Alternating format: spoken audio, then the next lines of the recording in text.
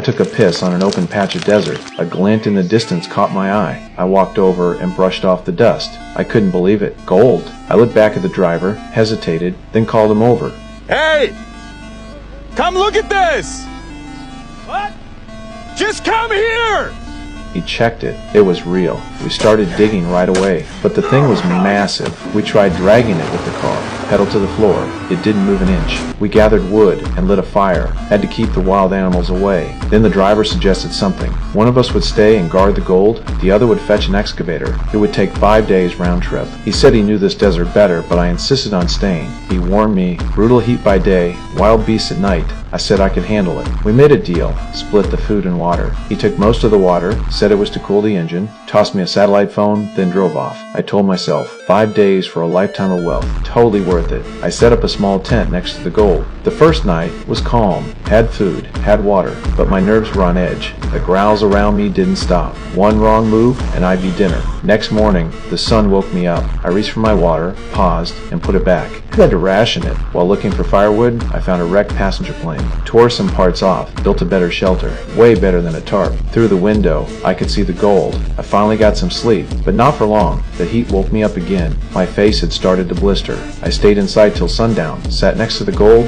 and let out a tired laugh. I was done waiting. Grabbed a rock and hit the gold. A chunk broke off. Just that piece could have made me rich for life. I thought maybe it was enough. Then the phone rang. The driver said not to give up. He was close. Just hang on a little longer. I nodded and kept going. That night was the worst. Cold, hungry, surrounded by growls in the dark. At sunrise, I sipped what little water was left. Then a snake slithered toward me. I lunged with my knife, missed, knocked over my last bottle of water. I ran back to the wreck for supplies. Then I saw someone in the distance. A woman was walking toward me. I hid in the wreckage. She still found me. She offered me food and water. I turned her down. She said there was a river nearby, a safe place where people lived. I didn't move. She got curious, followed the tracks I left behind. My heart started racing. She got closer, too close. She was about to find the gold. I ran out and hit her with the shovel. She collapsed. I searched her pockets, then buried her body, drank her water, ate her food, but I felt nothing. Not long after, the animals dragged her out. I couldn't stand it. Brought firewood and burned her remains. That night I sat by the gold alone, staring at the stars. The driver called again.